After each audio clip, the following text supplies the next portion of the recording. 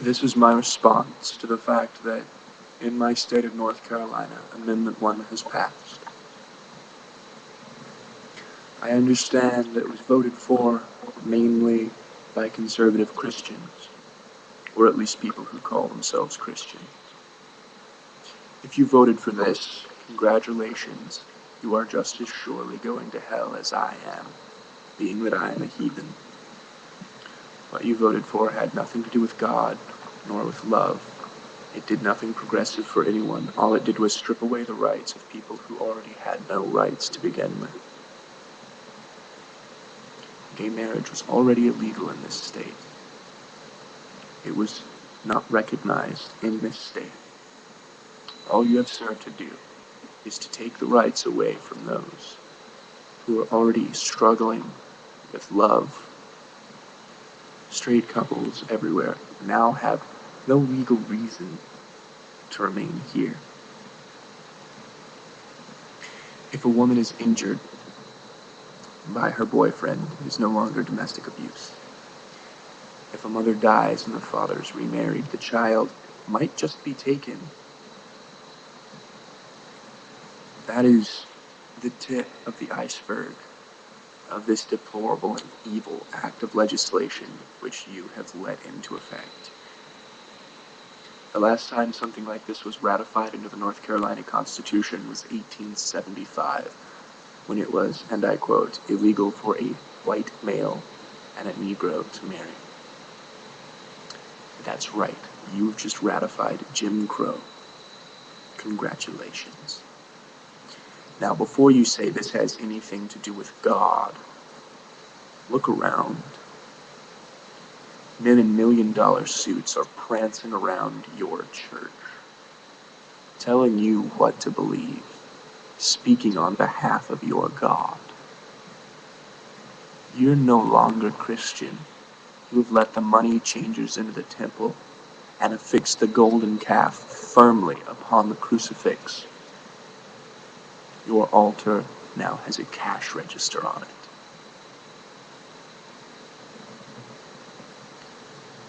The only thing that you need to listen to that Christ said was love. He said nothing about love your neighbor except for the gays. No. He said love your neighbor. That's it. Love and goodness. That is all you should concern yourself with. In an age when love and human decency are already so rare, how could you do something like this to your fellow man? Now, I'm not a Christian. I'm far and away the opposite of that. But that has no bearing on this statement. What you have done, I hope, condemns you firmly to the bowels of hell. Because only someone evil enough to belong there could have taken away the rights of so oppressed a people in this modern age. I am sickened, I am disgusted, I am saddened. What has been done this day was abhorrent, it was vile, and it was evil. This law serves no purpose to help, only to hinder. It will do no good to anyone. Only pain and suffering will come about because of it, and what you have done is let somehow the majority be the reason that this happened. To those of you who voted for it, I ask you, go back, read what it says sometimes. This was no victory over the gays.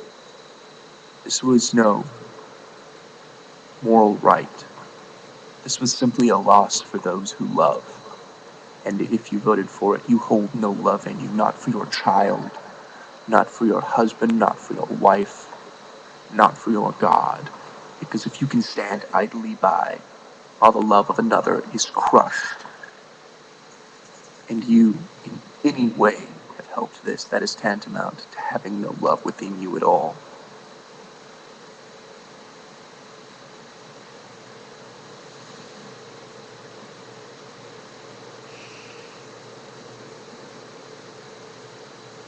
There was no reason for this. There was no reason for any of this. It was simply hurtful. I grieve for my state,